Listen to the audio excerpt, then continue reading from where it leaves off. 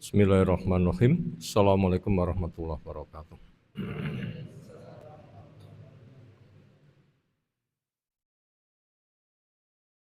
Alhamdulillahirabbil alamin. Walladzi arsala rasulahu bil huda wa dinil haq lidhirahu 'ala dini kulli. Wa kafa billahi syahida. Wa asyhadu an la ilaha illallah wahdahu la syarikalah. Wa asyhadu anna Muhammadan abduhu wa rasuluh.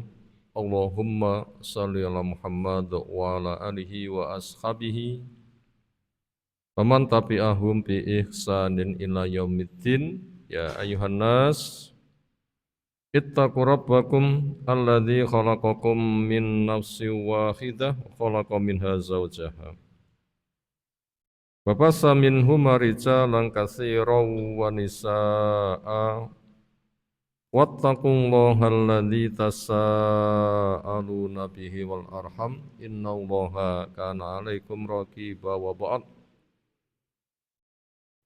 Wa inna asdaqal hadisi kitabullah wa khairal hadyi hadi Muhammadin sallallahu alaihi wasallam syarrul umuri muhdatsatuha fa inna kulla muhdatsatin bid'ah wa kulla bid'atin dhalalah wa kulla dhalalatin finnar.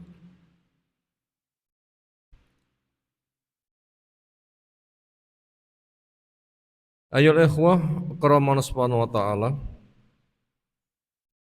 setelah kita aturkan pujian, sanjungan, syukur kita semata hanya untuk Allah Ta'ala yang teriring doa, salawat, salam semoga tercurah untuk Rasulnya Muhammad sallallahu alaihi wasallam. Alhamdulillah berbagai macam kenikmatan yang Allah curahkan masih melimpah sedemikian rupa. Aman, nikmat besar. Sehat, nikmat besar. Kebutuhan hidup kita masih cukup, nggak ada yang kelaparan, bahkan malah disengaja lapar. Apa disengaja lapar? Siam. Siam apa puasa? Siam saja pakai bahasa Arab.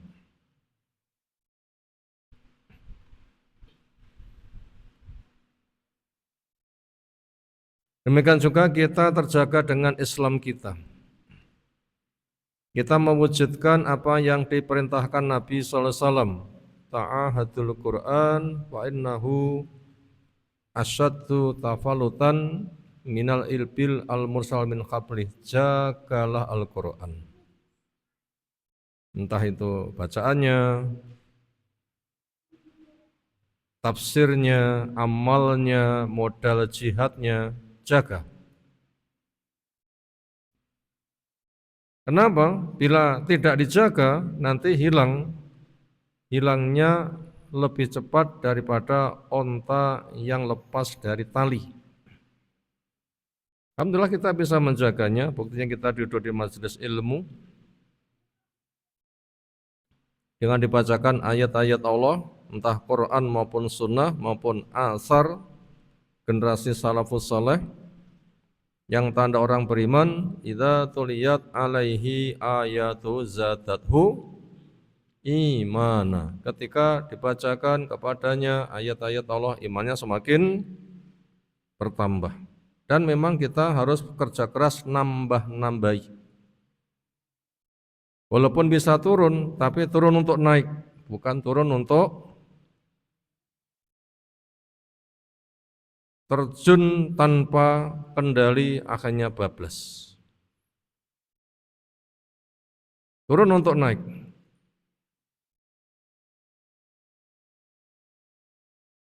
Makanya kita wajib untuk menjaga dengan keilmuan. Ayatnya memang telah menjelaskan demikian.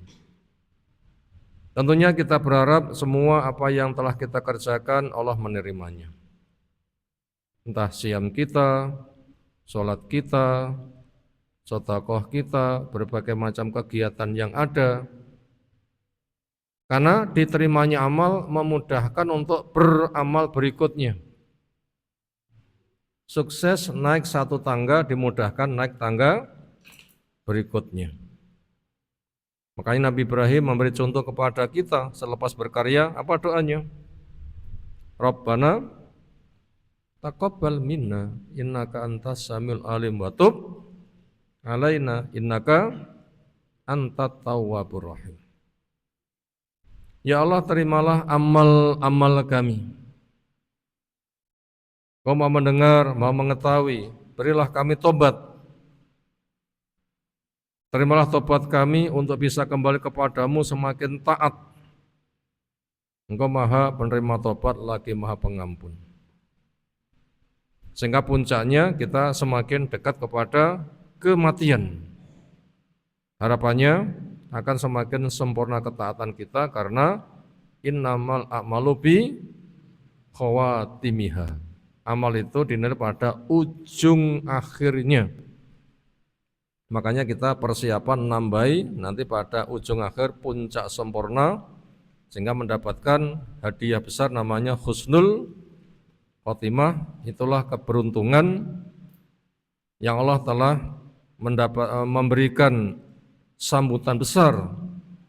Innal ladzina qalu rabbuna Allah tsumma istaqamu tatanazzalu alimul malaikatu alla takhafu wa la tahzanu wa abshiru bil jannati allati kuntum tu'adun nahnu awliya'ukum fid dunya wal akhirah. Orang yang punya prinsip Allah yang kuibadahi, Allah Rabbku, kepadanya saya menghamba, caranya itu yang saya pakai, rahmatnya yang kuharapkan. Lalu ia jaga sampai mati. Sehingga bisa husnul khotimah. Maka malaikat menyambut. Apa sambutannya? Allah takhafu, kamu gak usah takut. Masa depanmu aman. Iman aman. Kamu gak usah susah. Dunia yang kamu tinggalkan ada yang ngurus. Dan memang dunia itu akan dihancurkan. Gak ada yang digetuni. Kenapa? Dibanding akhirat dia harganya sedikit. Wa absyiru bil jannati allati kuntum tu'adun, sibukkan saja kamu gembira dengan surga yang kamu dijanji. Inilah yang harus kita siapkan. Dan kita akan mati sewaktu-waktu. Mati tidak usah nunggu tua. Mati tidak usah nunggu sakit. Tapi mati tinggal menunggu. Untuk mati tinggal menunggu hidup. Kenapa? Alladzi khalaqal mauta wal hayata. Allah yang mencipta hidup, Allah mencipta mati. Berarti yang dicipta gandengan itu adalah hidup dan mati. Bila sudah hidup tinggal menunggu mati, enggak usah nunggu tua. Enggak usah nunggu sakit, nunggu hidup. Nah, sekarang kita hidup berarti tinggal matinya kapan? Enggak tahu. Makanya persiapan harus siaga. Maka penjagaan harus selalu kita siapkan.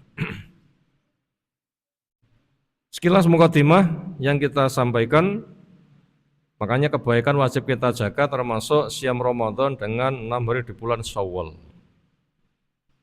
Bila kita mengharapkan ketemu Ramadan berikutnya untuk menuju ke Ramadan masih 10 bulan.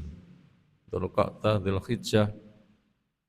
Kalau Ramadan bersama Syawal itu bernilai setahun, makanya sejak Dzulhijjah, Dzulqa'dah, Dzulhijjah, Muharram sampai Ramadan supaya setiap bulan semuanya bernilai puasa.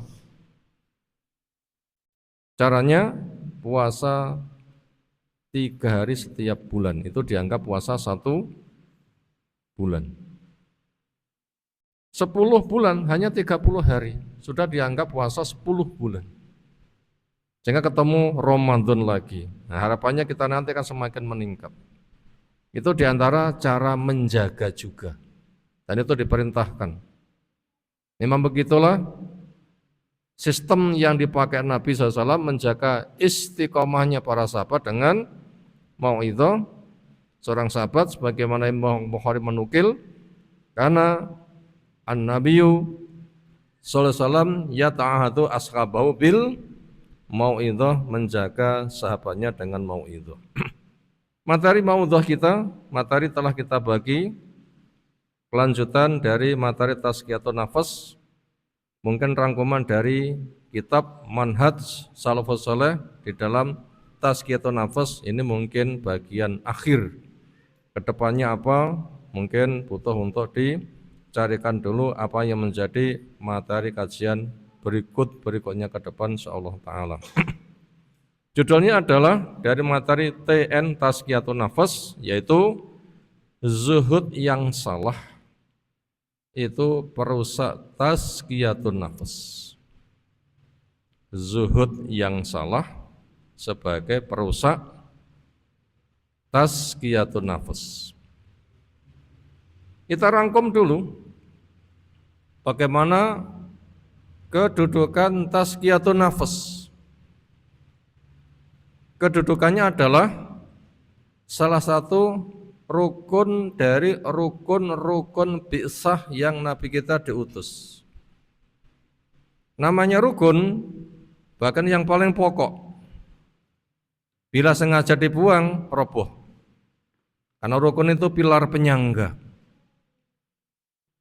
Mobil rodanya 4, berarti 4 itu rukun, pilar penyangga. Diambil 1, tinggal 3, nggak bisa jalan. Itu kedudukan rukun. Yang telah disebutkan, tazkiyatun termasuk rukun bi'sa adalah walladzi ba'asa fil ummiyina rasulam minhum yatlu alaihim ayatihi wa yuzakkihim. Itu yang kedua. Dialah Allah yang mengutus rasulnya kepada umat yang ummi, tugasnya membacakan ayat-ayat Allah. Itu rukun pertama. Yatlu alaihim ayatihi. Rukun yang kedua, wa yuzakkihim, mentazkiyah kepada umat, yaitu memberdayakan supaya tumbuh berkembang. Maka butuh tahu apa yang dikembangkan, penyakitnya apa, bersihkan, kemudian nanti suburkan, nanti akan berkembang. Itu tentang kedudukannya. Yang kedua, yang ditazkiyah, ditumbuh kembangkan apa? Salah satu dari 3 macam nafsu. Jadi kalau gitu, nafsu, nafas itu ada 3. Apa itu 3 itu? 1, nafsul mutmainnah. 2, nafsul lawwamah. 3, nafsu al-ammarah bisu'. Nafsul mutmainnah ini modal dasar yang Allah berikan. Dengan ketauhidan, zikir jadi tentram. Ya Allah sebutkan, ala bidzikrillah tatmainu al-qulub, dengan zikir jiwa akan tentram. Itu nafsul mutmainnah. Itu sudah Allah bekalkan sejak dari awal. Yang kedua, nafsul lawwamah, nafsu penyesalan. Dan itu supaya dikelola dengan baik. Bentuk penyesalannya gimana? Ketika melakukan ketaatan dicela, kenapa kok cuma segitu enggak kamu tingkatkan? Apa itu sudah cukup? Bila kamu enggak meningkatkan, enggak cukup, terus modalmu apa? Hidupkan ke sana. Demikian juga ketika melakukan kesalahan, kenapa itu kamu kerjakan?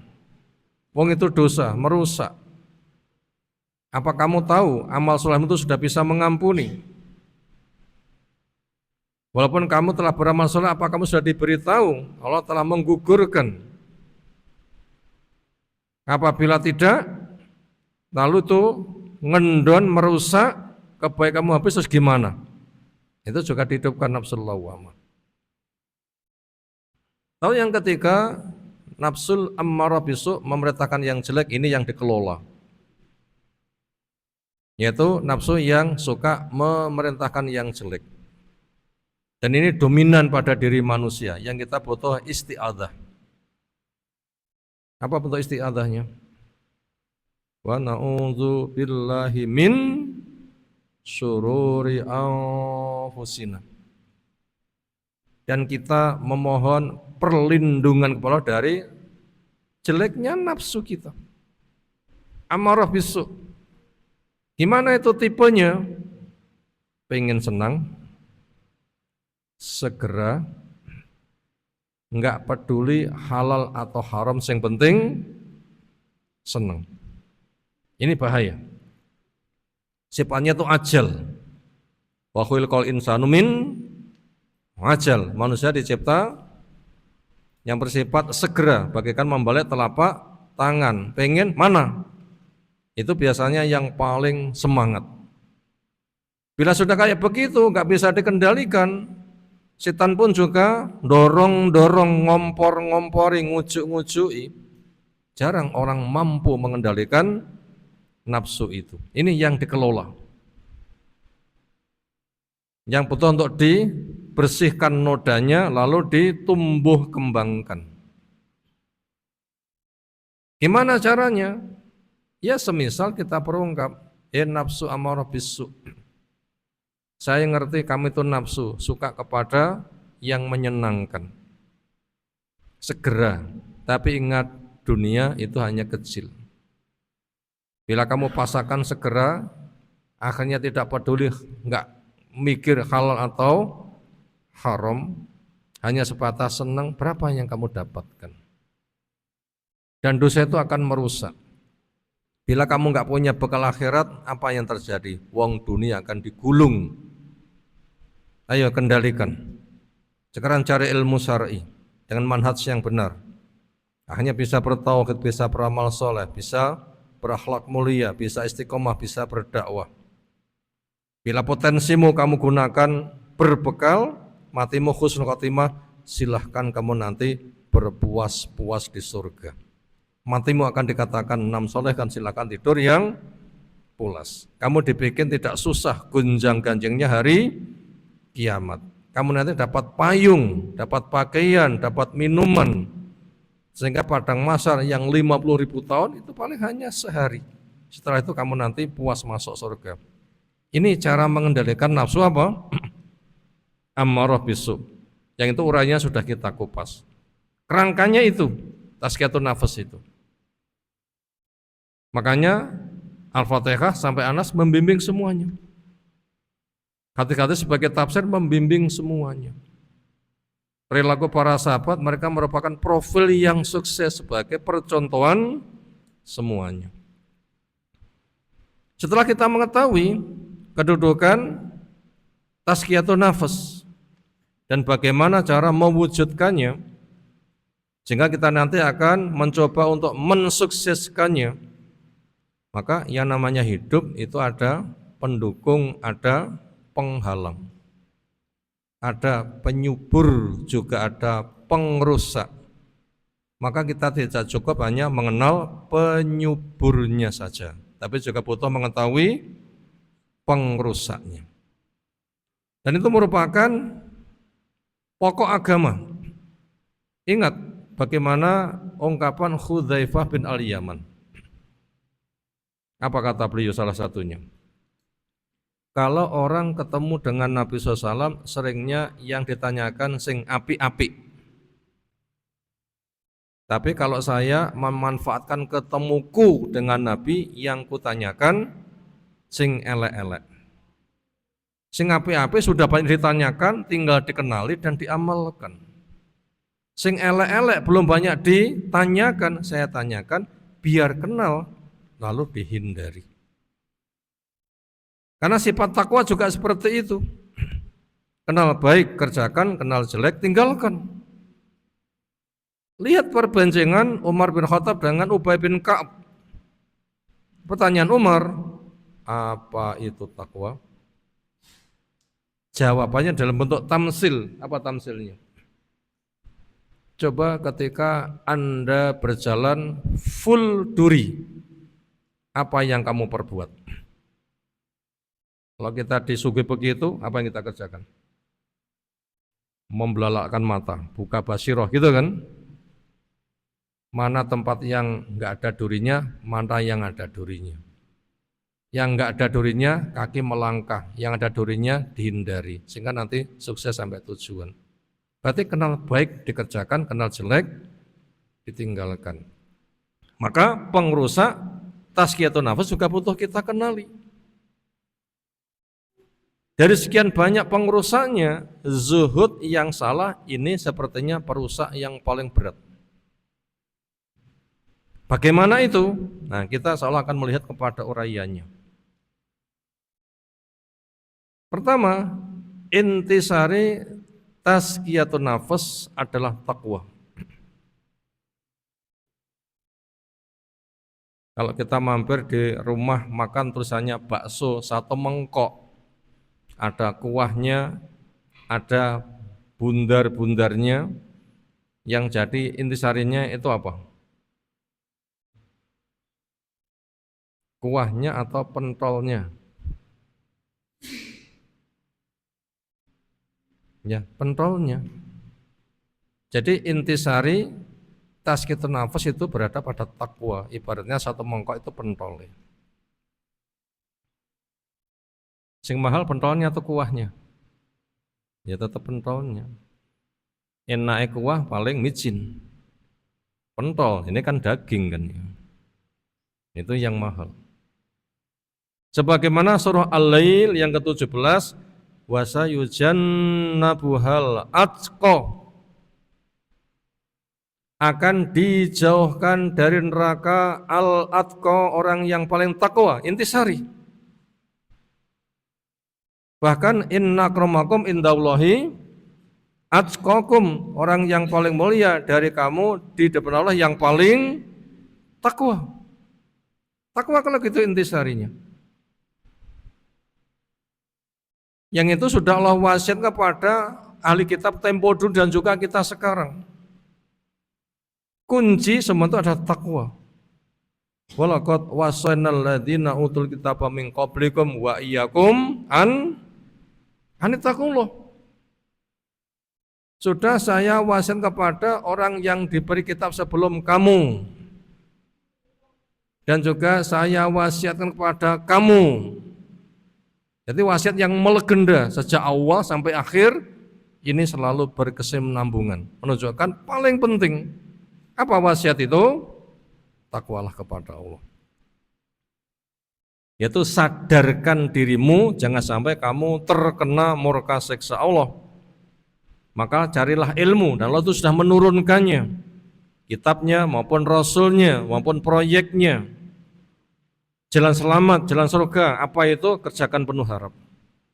Jalan neraka itu apa? Kenali, tinggalkan dengan penuh waspada. Jaga sampai mati, besarkan dengan dakwahmu, itu takwa. Nyembah Allah, pakai cara Allah, berdasarkan petunjuk Allah. Meninggalkan barang yang dimurkai oleh Allah dengan petunjuk Allah dan takut akan siksanya Allah, itu takwa.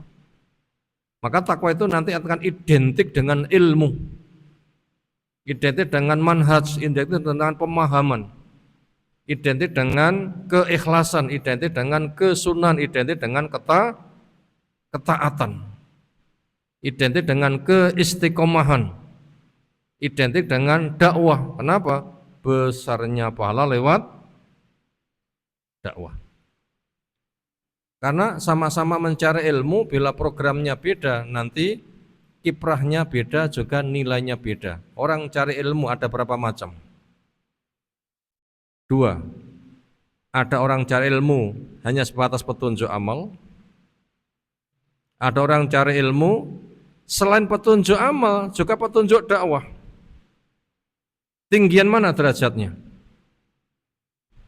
Cari ilmu, beramal, sudah pribadi, selesai. Berapa? Yaitu pahalamu, bila diterima. Tapi bila cari ilmu, membuahkan amal, didakwahkan, berapa pahalanya? Sejumlah yang mau menerima dakwah. Sejumlah niat berapa yang ingin menerima dakwahmu. Kalau kita ditanya, kamu berdakwah, berapa inginmu orang yang menerima dakwahmu? Jawab, muga-muga kabeh jin manusa nampa dakwahku. Gitu kan? Itu enggak kira-kira? Tentunya. Lalu bekerja keras, walaupun akhirnya sing nampa mek siji, nanti pahalanya sebagaimana niat. Berapa? Ya sejumlah jin manusia, andaikan mendengar dakwahku, mereka akan mau sejumlah itu yang kuharapkan, bahkan lebih.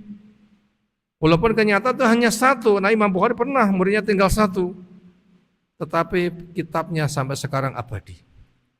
Sampai kapan? Semoga selamanya. Berapa yang membaca Sahih Bukhari? Itu makanya menjadi muridnya Imam Bukhari melewati kitabnya, mengalir terus pahalanya. Walaupun sampai mati dan akan semakin besar. Itu pentingnya ketakwaan dikembangkan dengan dakwah. Semoga kabeh jadi wong sing takwa, aja takwa tipe dewi. Tapi itu disebarkan, diluaskan. Nah, supaya nanti yang takwa itu nanti semuanya.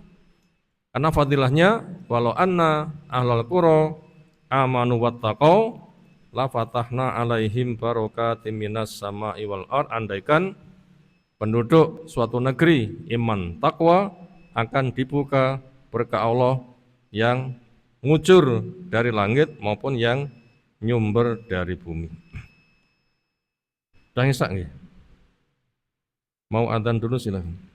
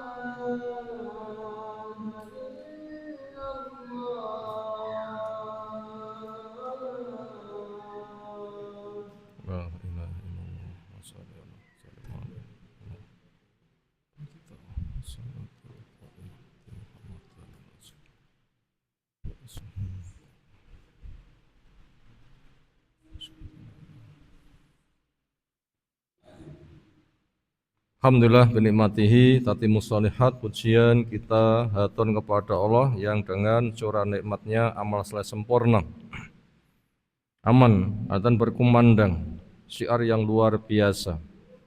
Orang akan sholat khusyuk berjamaah nanti akan dibanggakan oleh Allah Ta'ala sebuah negeri, dekatan negeri Islam dengan tanda berkumandang azan, pembenahan lewat sholat.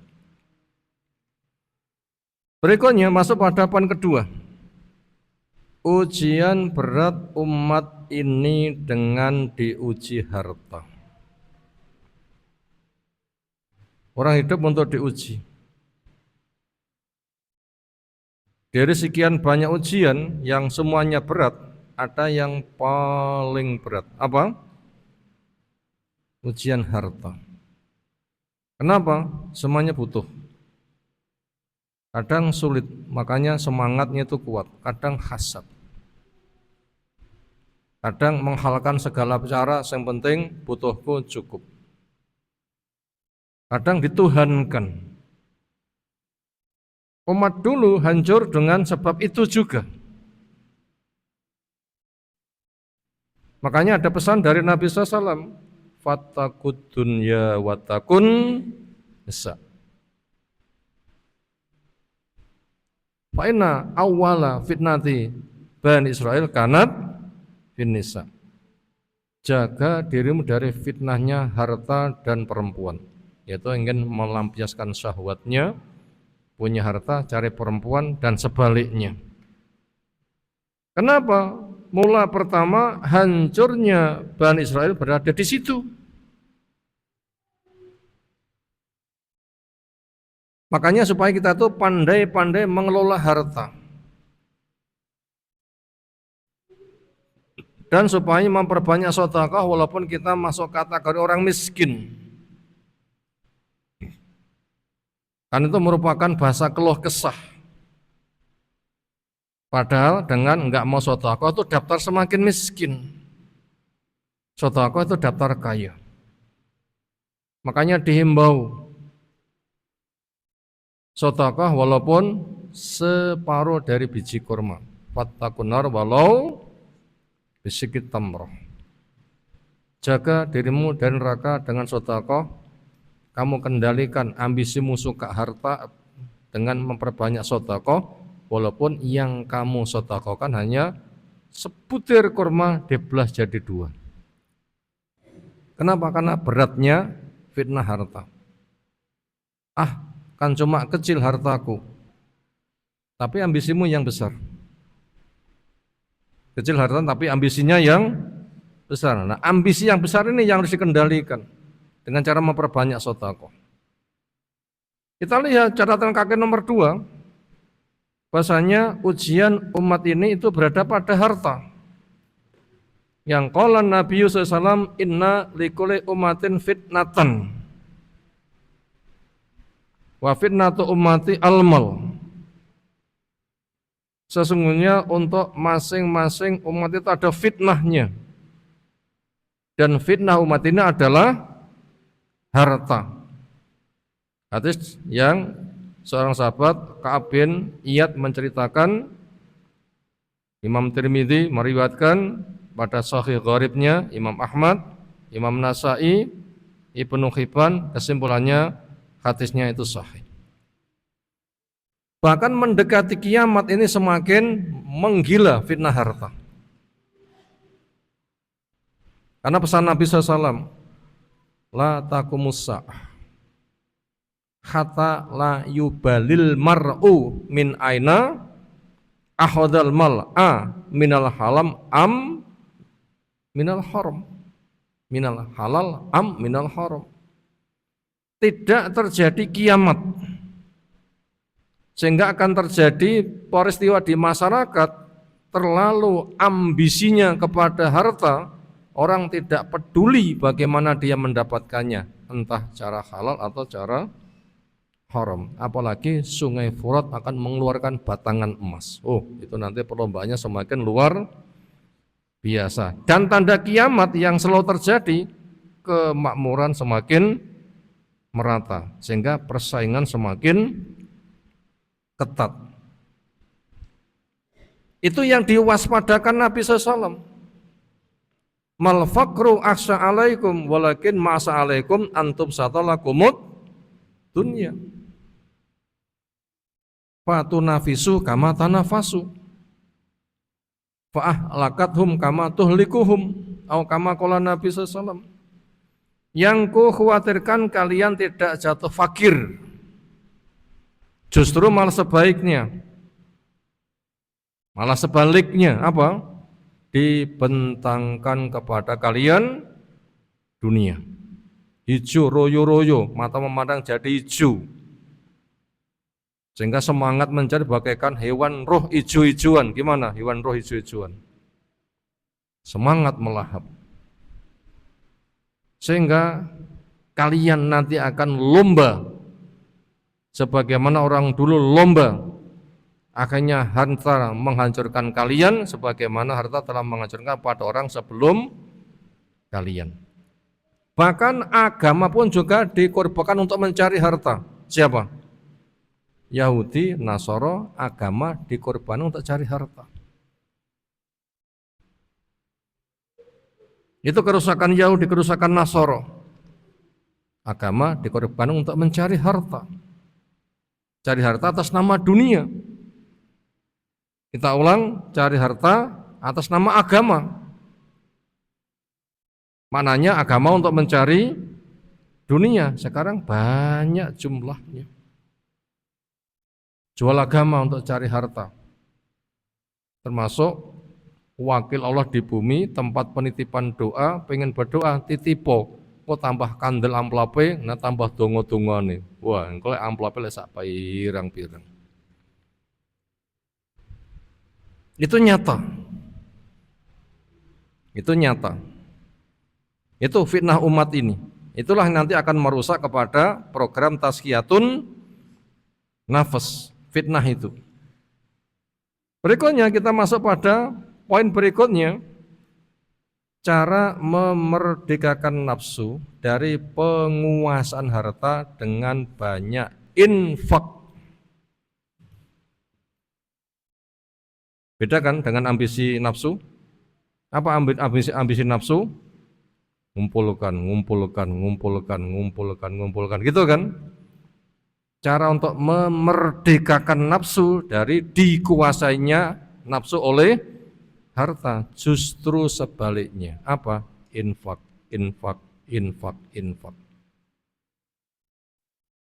Sebagaimana catatan nomor 1, kembali ke surah Al-Lail yang ke-18, alladzi yu'ti malahu yatazakka. Akan dijauhkan dari neraka orang yang takwa. Siapa? Orang yang mau menyerahkan hartanya dalam rangka tazkiyatun nafas. Semakin derma, itu cara mendapatkan kesucian jiwa kita, suci dari penyakitnya, nanti bisa tumbuh, berkembang, subur dan sukses. Berikutnya, zuhud yang syar'i sebagai cara terbaik kemerdekaan nafsu. Supaya kita itu bisa berbanyak infak, jadilah zahid. Bila kita pengen menjadi orang yang suka berderma, jadilah zahid, orang yang zuhud. Bila kita enggak memiliki senjata zuhud, enggak menjadi zahid, maka nanti akan menjadi orang yang kikir, bahkan tamak, bahkan hasad. Kikir, tamak, hasad. Nek duwe cetil, enek wong liya roh gampang pengin, ketika enggak bisa menyaingi, hasad. Puncak hasad apa? Rela hancuran sepenting dia hancur. Itu puncak hasad. Rela hancuran sepenting dia itu hancur. Kalau hasad bawaan itu semuanya punya. Apa hasad bawaan? Enggak suka orang lain dapat keberuntungan. Ada kan rasa tidak suka? Kenapa sing sugih dia kok bukan saya? Ada kan rasa itu? Kenapa sing ganteng kamu kok bukan saya? Kenapa sing ayu kamu kok bukan saya? Kenapa yang sing sukses kamu kok bukan saya? Ada kan rasa tidak suka. Selagi dikendalikan nggak mengapa. Tapi bila sudah diniatkan, diomongkan, diperbuat, baru dosa. Bila sudah merusak lebih dosa, ngerampas lebih dosa. Puncaknya, rela hancur-hancuran, yang penting dia harus hancur. Itu bahaya. Hasad itu bahaya. Makanya zuhud itu cara terbaik untuk kemerdekaan nafsu. Kita lihat catatan nomor 3. Dari mana tahu zuhud itu cara terbaik untuk kemerdekaan nafsu? Ini jelas diinformasikan, kita bukan ngarang. Kita baca nomor 3. Ja'a rajulun ilan nabiyyi sallallahu alaihi wasallam faqal, matur dia, ya Rasulullah sallallahu alaihi wasallam, dullani, tolong tunjukkan kepadaku, ala amalin, pada sebuah amal, idza amiltu, bila ku kerjakan, ahabbani ya Allah akan mencintai saya, wa ahabbani, dan akan mencintai saya anasu, manusia. Orang itu bila dicintai oleh Allah itu puncak jaya. Bagaimana untuk menggapai puncak jaya? Jawab, jadilah orang yang dicintai oleh Allah. Kenapa?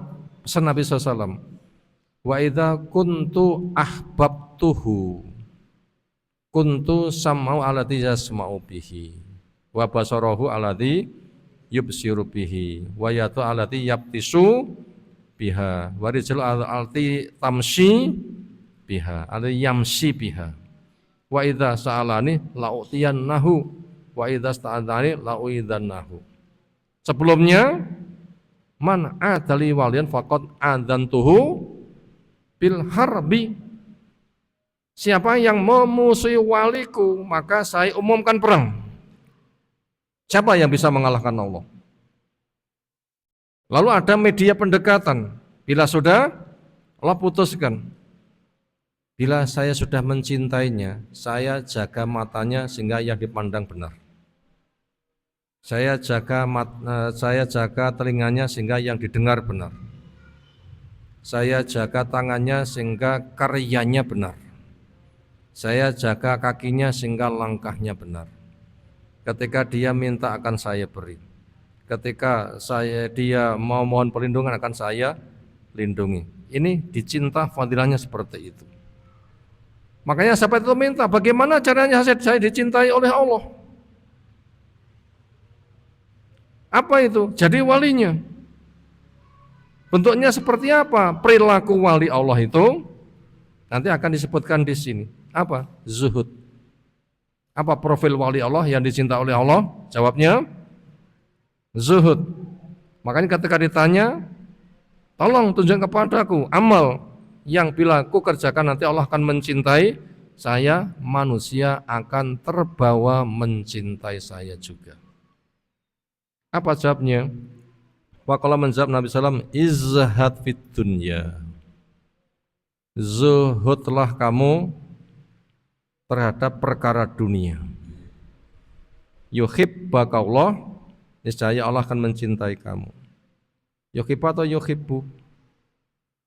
Yuhibba, jawab dari Ammar. Wazhad fima indanas. Zuhudlah kamu terhadap apa yang dimiliki manusia. Yuhibbaka nas, niscaya manusia akan mencintai kamu. Dari Sahal bin Sa'ad As-Sa'idi, Ibnu Hajar As-Saqalani di Bulughul Maram, nomornya ada, sanadnya hasan, dan berikutnya rujukan perawian adalah, kesimpulannya hadisnya adalah sahih.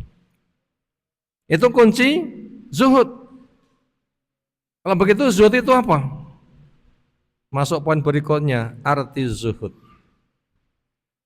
Meninggalkan perkara dunia yang tidak bermanfaat untuk akhirat dan maksimalisasi ketaatan. Bila kita membuka pensyarahan, termasuk di pensyarahan hadis Arba'in Nawawi Syekh Utsaimin, ini termasuk dinukil dari sana. Apa makna zuhud? Meninggalkan perkara dunia yang tidak bermanfaat untuk akhirat, lalu maksimalisasi ketaatan. Berarti harus tahu hukum, manfaat, madarat, halal, haram. Bila sudah tahu hukum, manfaat, madarat, halal, haram, ringan dan berat, maka perkara yang tidak ada manfaatnya untuk kepentingan akhirat ditinggalkan. Kenapa? Sifat orang beriman anil lagwi mu'ridun, dari sia-sia mereka berpaling. Itu zuhud. Ini ngerti elek, enggak ada manfaatnya, tinggalkan, itu zuhud. Lalu ketika tahu yang ini manfaat, kerja keras. Siapa yang punya itu? Zuhud. Orang ambisi punya harta, hanya ditumpuk-tumpuk, baik enggak? Nah, tinggalkan numpuk-numpuk harta. Kalau enggak ada program, harta itu bagi habis. Siapa orang yang paling zuhud? Jawab, yang paling sugih, tapi paling miskin. Coba, Nabi. Coba, Nabi bersama para sahabat sugih endi? Jawab, gak ada sahabat yang bisa melebihi kayanya di atas Nabi. Kenapa? Puncaknya selepas perang Khaybar. Berapa rampasan perang? Negara ditum pasukan. Oke enggak? Negara ditum pasukan. Berapa jatah wong sitok? Mungkin seluas kecamatan atau lebih loh ya. Sehingga sahabat mengatakan, selepas ghanimah Khaybar, mereka mengatakan, saya tidak pernah kenyang ghanimah sekenyang dari ghanimah perang Khaybar. Nabi 1/5. Untuk Allah Rasul 1/5. Paling sugih, enggak ada yang bisa menyaingi. Setelah dibagi-bagi kepada siapa yang ditanggung dari keluarganya, sisanya 3 hari dibagi habis. 3 hari dibagi habis. Nanti dapat lagi, keluarga putus jatah diberi dulu, sisanya 3 hari dibagi habis. Kenapa? Sing paling manfaat ya begitu. Hartanya habis untuk ketaatan. Itu zuhud. Kalau tidak ada program nabung, nggak usah nabung. Tapi ada program nabung, silahkan. Apa program nabung? Saya pengen kaji, ya silahkan nabung. Silahkan nabung. Tapi kalau tidak, bagi habis. Jangan sampai ditumpuk tidak ada fungsi. Itu cara mengelola harta. Itu zuhud, Nabi yang paling zuhud.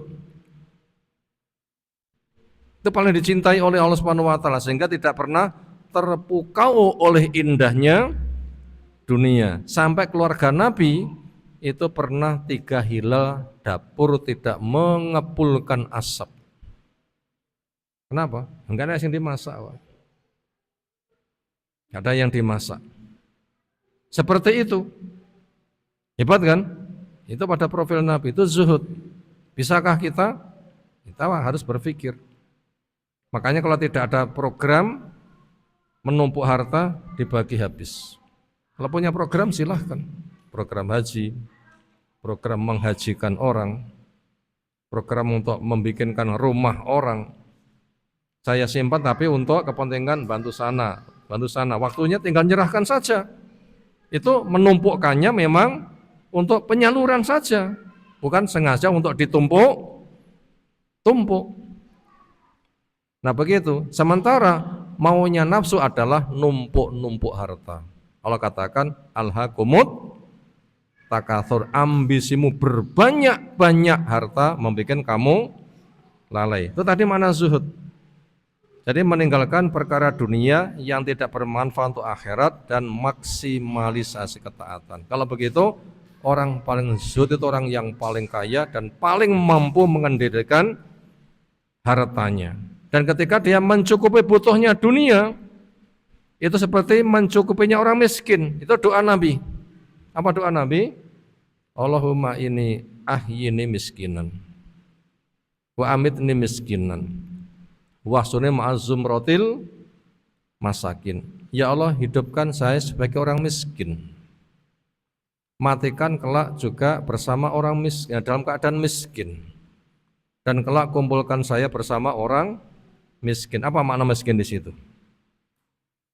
Ketika mencukupi butuh sedikit saja juga sebagaimana orang miskin sedikit saja butuh, cukup.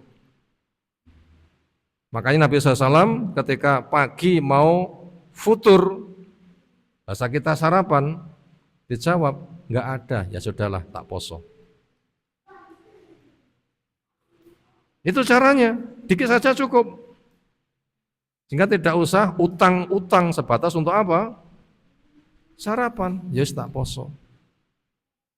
Enggak usah repot utang-utang. Nah seperti itu, luar biasa. Itu profil zuhud. Kalau kita arah patek sugih, zuhud enggak kira-kira? Nyapa tuh mau beda? Zuhud, aro nangis. Kira zuhud tapi kronto-ronto pancen duwene kuwi. Jadi zuhud itu memiliki kekuasaan luar biasa. Ia ambil kepentingan pribadi sak pantese, sisanya disalurkan kepada yang manfaat untuk kepentingan akhiratnya, bukan untuk ditumpuk. Perlukah bajunya bagus? Perlukah rumahnya bagus? Perlukah kendaraannya bagus? Jawab, perlu. Kenapa? Nabi kita ontanya terbagus, tapi bukan untuk dibanggakan, tapi untuk sarana lancar. Bukan ibaratnya sepeda dipancal, limang pancalan les, nanti berangkat dakwah ya rasito teko mungkin ya. Gimana yang lancar? Ya gimana caranya amrih lancar? Unta Nabi itu jarang bisa disaingi. Tapi tujuannya jelas itu, bukan untuk berbangga, bersaing, tetapi untuk program kelancaran. Nabi kulitnya halus, bajunya bagus, gak ada bau yang tidak enak, rumah bagus untuk menyambut tamu, menghargai, bukan untuk berbangga, bukan untuk seolah hidup itu kekal di dunia, bukan. Tapi memuliakan tamu, programnya itu jelas. Itu masuk wilayah zuhud. Kenapa? Ngerti fungsi dan mewujudkannya. Ngerti fungsi dan mewujudkannya. Jadi jangan salah sangka makna zuhud itu berkesan apa? Miskin randuy apa-apa. Nah, itu zuhud yang wajib untuk kita waspadai. Zuhud yang wajib kita waspadai. Makanya arti zuhud ini perhatikan dengan baik. Apa tadi? Meninggalkan perkara dunia yang tidak bermanfaat untuk mengejar akhirat dan maksimalisasi ketaatan. Itu luas praktek Nabi itu ontanya terbagus. Ontanya terbagus. Untuk apa? Kecekatan langkah. Untuk berjuang. Bukan untuk berbangga. Berikutnya, waspada zuhud produk iblis dengan sistem kontras. Jadi zuhud itu ada zuhud syar'i, ada zuhud produk iblis. Apa itu? Kita baca poin yang keempat. Nukilan dari surah Al-A'raf yang ke-17. Summa la'atiyanahum mim baini aydihim wa min khalfihim wa an aymani wa an sama'alihim wala tajidu aktsarahum syakirin. Kemudian kata iblis, saya akan datangi manusia, saya goda untuk saya hancurkan. Dari arah depan, dari arah belakang, dari arah kanan, dari arah kiri. Dan engkau tidak menjumpai mereka banyak yang bisa syukur. Apa makna iblis menggoda dari arah kanan? Disemangati ibadah sampai kebablasan bid'ah ditandangi. Ada orang semangat ibadah sampai bid'ah-bid'ah, itu program iblis. Maka kita nggak semata hanya semangat ibadah, tapi itu ada kriterianya. Apa digoda dari kiri? Dibikin malas beribadah sehingga jadi komunis. Agama dianggap racun. Ada kan semuanya? Kontras program iblis itu. Digoda dari depan, seolah tidak ada hari akhirat. Untuk apa dicari? Digoda dari belakang, soal itu hidup itu hanya sekali, kalau tidak kaya rugi. Dan ada orang yang seperti itu. Makanya kelompok-kelompok nyimpang, sejak yang namanya Syiah, sejak yang namanya Khawarij, produksi apa kedua ini? Syiah, Khawarij produksi apa? Yahudi. Kalau tidak percaya, deloken Khawarij, deloken Syiah, lihatlah kelompok yang semisal itu nanti markasnya sama. Di mana? Di Iran. Medina memandang ke timur, tempat terjadi matahari. Di sana muncul berbagai macam zilzal fitan. Dajjal juga dari sana nanti munculnya. Itu markasnya itu ada di sana. Jadi antara Yahudi, Syiah, Khawarij adalah sama, mek beda jeneng wae. Produknya itu sama. Dari iblis itu semuanya. Syiah menuhankan Ali, Khawarij mengkafirkan Ali.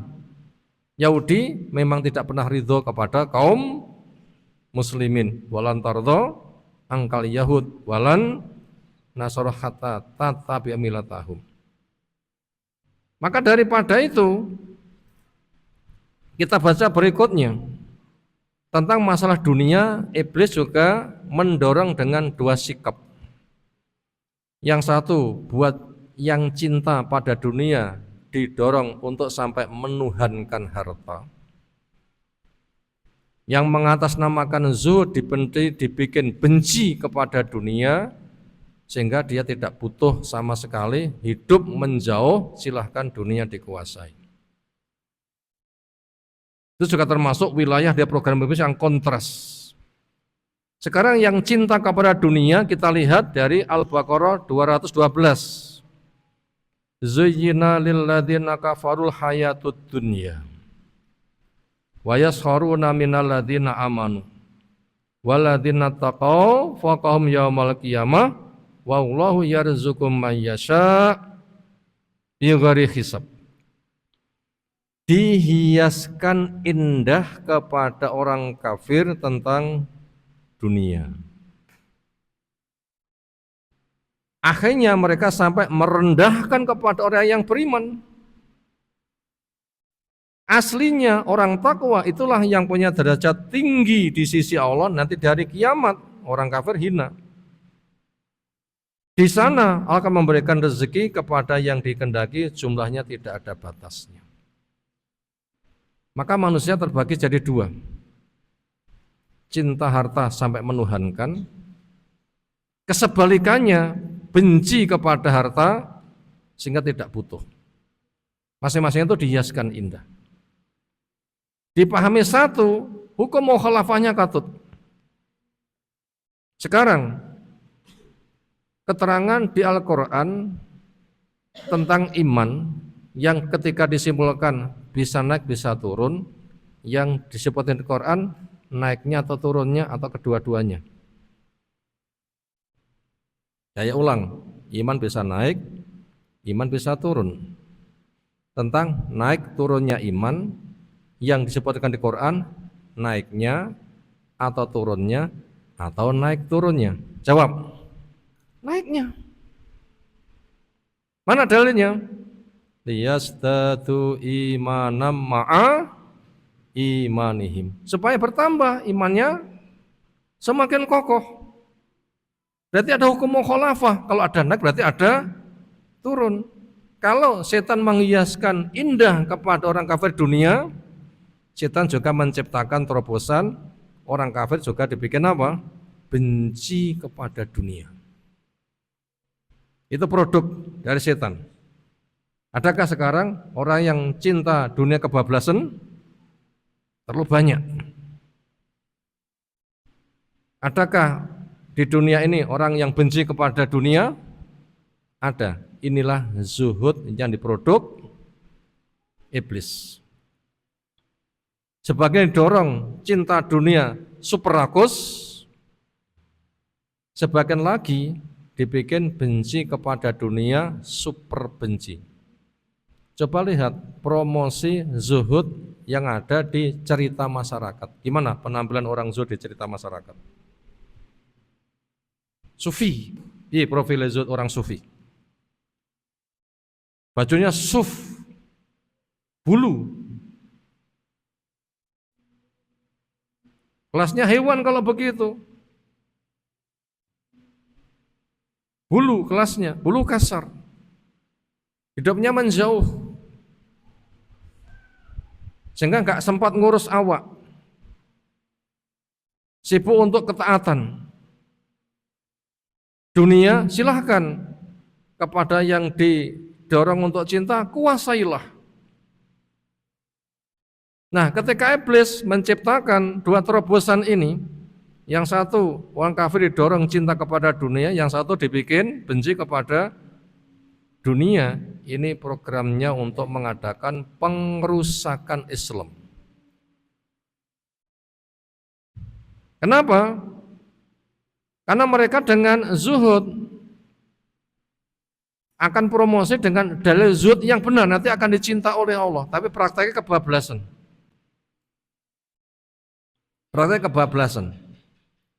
Nah, sementara orang-orang itu kan awam, sementara mereka kan berpenampilan tokoh.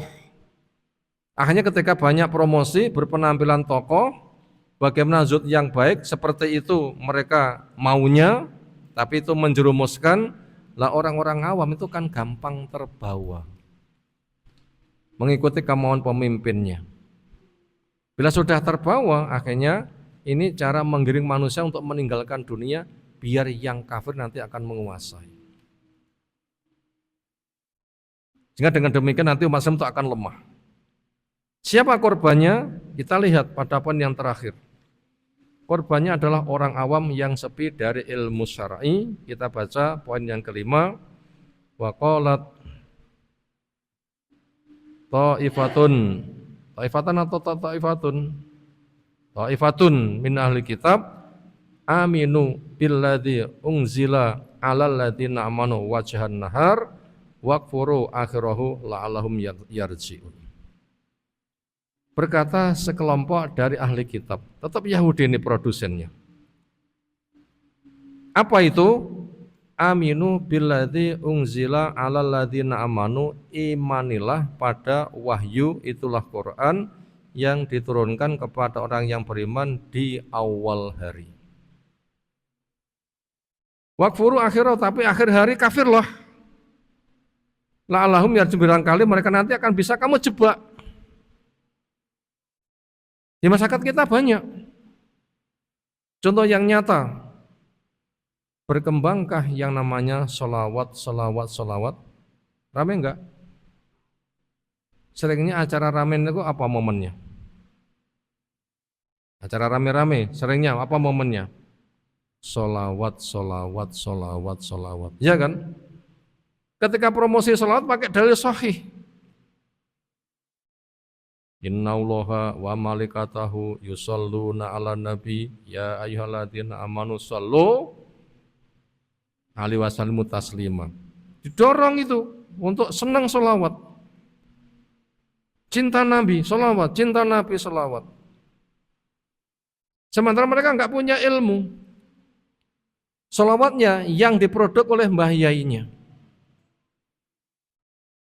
Cara menggiringnya adalah pasrah nasib, pecah gesang derek mbah yai, surga nurun neraka katut datang para alim ulama ingkang tansah kula taati. Ada bahasa di masyarakat, berapa jumlah yang mengikuti gebrakan itu? Terlalu banyak. Ketika sudah kayak begitu, diprodukkan sholawat palsu. Sholawat nopo? Jenengan jawab tapi rasa banter-banter. Kita paham tapi rasa banter-banter. Apa itu? Selain sholawat Ibrahimiyah, apa jenenge? Oh, itu banyak. Itulah cara mereka. Zuhud pun juga dibikin bahasa demikian. Zuhud dicinta, zuhud dicinta. Dalil bener, tapi prakteknya dibikin meninggalkan dunia sama sekali. Banyak orang yang katut ketika sudah yang kafir dibikin cinta dunia biar menjajah. Ini kan merusak Islam kan. Makanya kita tadi bisa melihat bagaimana profil zuhud yang syar'i. Yaitu meninggalkan perkara dunia yang tidak ada kepentingan akhiratnya dan maksimali ketaatan. Ternyata di dalam dakwah dunia perannya penting enggak? Penting, super penting. Seolah dana di bidang dakwah itu bagaikan nyawa. Sufi dengan sistem zuhud hendak merusak ini. Dunia itu dianggap barang yang hina, padahal di dalam dakwah harta itu adalah nyawa. Modal jihad dengan harta. Bi amwalikum wa anfusikum. Dan motivasi orang yang menggunakan harta dengan benar akan bisa menjadi pembebas dari neraka. Inilah yang hendak dirubah. Dari situlah mereka nanti akan menggugurkan program tazkiyatun nufus.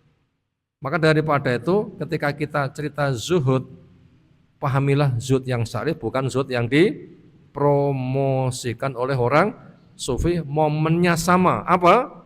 Zuhud tapi penampilannya beda. Semisal sholawat momennya sama tapi prakteknya berbeda. Masjid momennya sama tapi prakteknya beda. Masjid Nabawi dan Masjid Diror. Banyak kan di masyarakat masjid Diror? Banyak mana? Masjid yang sunnah sama masjid yang diror. Akeh ndi? Promosinya masjid semuanya.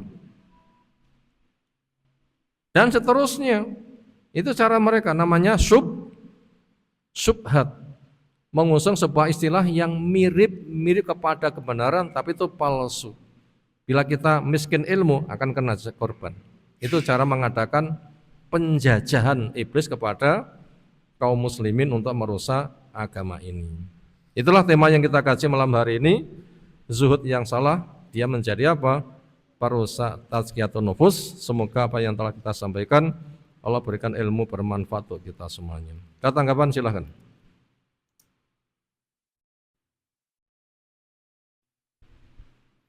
Sepertinya cukup, istirahat. Subhanakallahumma bihamdika asyhadu an la ilaha illa anta astaghfiruka wa atubu ilaik. Assalamualaikum warahmatullahi wabarakatuh.